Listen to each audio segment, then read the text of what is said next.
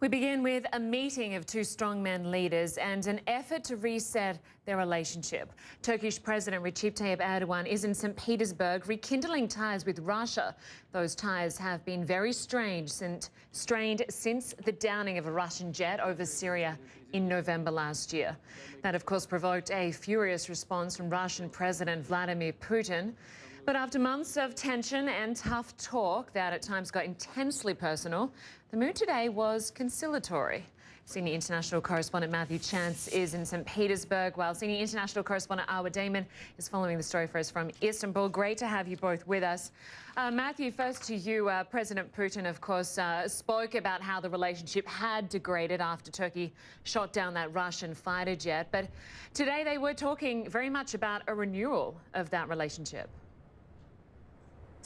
Yeah, I mean, it's been a diplomatic backflip that really both of these leaders have performed over the course of the past few weeks, really, since this détente really started to gather momentum. Remember, just a few months ago, shortly after the plane was shot down by Turkish interceptors near the Turkish-Syrian border, Vladimir Putin was absolutely furious. He appeared on Russian state television saying it was a stab in the back by the accomplices of terrorists, referring, of course, to the Turks and to their leader, President Erdogan. He also then placed very serious and tough sanctions on Turkey, banning charter flights to the country, stopping effectively Russian tourists from going to resorts there, banning food imports from Turkey. Imports went down something in the region of 60% from Turkey to Russia. And so there were really serious economic consequences. Now there's been a kind of apology. A month ago or so, this came through. President Erdogan expressed regret for the death of the pilot who was killed on board that Russian warplane after it was shot down. And that was politically sufficient, it seems, for Vladimir Putin to do an about-face and to start the process of renewing those ties again. And so it's been a really important day from that regard. It's also been an important day in terms of the message that this meeting sends. It comes, of course, just a few weeks after the attempted coup inside Turkey. There's a great deal of concern that Turkey may be turning its back on the West and moving more geopolitically towards Russia. And the symbolism of today's meeting, which was very friendly, won't be lost on Turkey's NATO allies. Absolutely. I wanted to raise that with Arwa, actually. Our President Erdogan did speak about this positive phase in the relationship, several times calling President Putin a dear friend and noting that he was the first to call to offer support after that failed coup.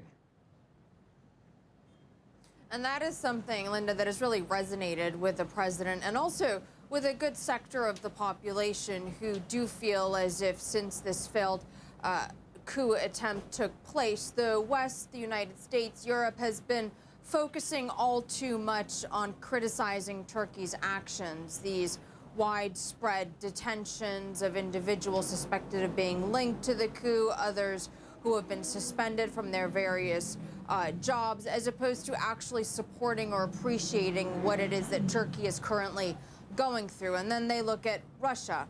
The president coming out and pretty much immediately offering support to President Erdogan, and perhaps more importantly, and this is something we're hearing repeated over and over again by the president himself, but by various different media outlets, Russia's not criticizing Turkey. And so you have Turkey looking around at these nations that consider themselves to be Turkey's allies, the West, who don't seem to be speaking as if they're necessarily friendly, and then Russia, with which Turkey was at odds up until very recently, actually saying the things that Turkey at this point in time really wants and needs to hear. And the difference is quite stark and not lost on anyone.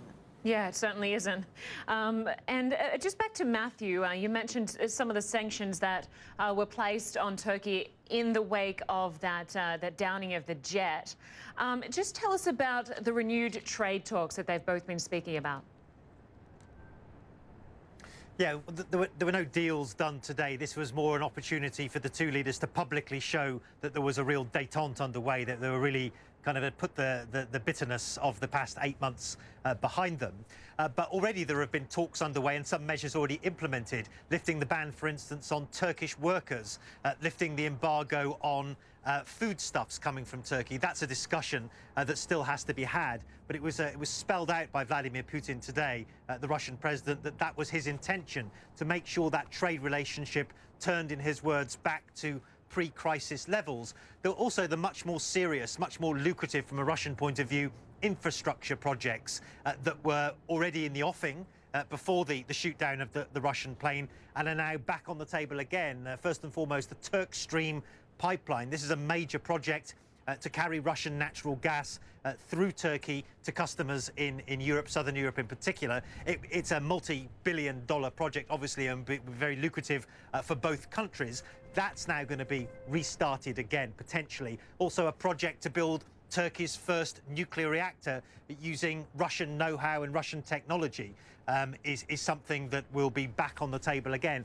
And so this relationship, which has been suspended, as I say, for the past 8 months, is extremely lucrative. It's worth billions of dollars, and both countries with their fragile economies want to see it restarted again. They just simply can't afford to let this relationship continue to deteriorate. Yeah, they certainly have a lot to gain on both sides.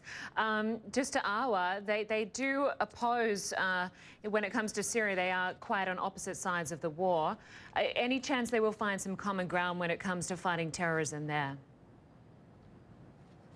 And that's what was really interesting, Linda. None of them really spoke about Syria, and basically Syria is going to be an issue that is going to be addressed or will be addressed after this press conference. And it is really as if both leaders are compartmentalizing their various different issues that they have to deal with as nations. On the one hand, you have the trade, the economy. They can all agree on that. It needs to get moving. It needs to get better. And on the other hand, aside from this broad statement that they both agreed that terrorism needs to be combated and that they both agree that it is of utmost importance, no one's really talking about the details of one of the main issues here, and that is this horrendous war in Syria that sees Russia firmly opposing the opposition and supporting Bashar al-Assad, and Turkey completely on the other side of it at this stage. How they're going to reconcile that? Are they going to reconcile that?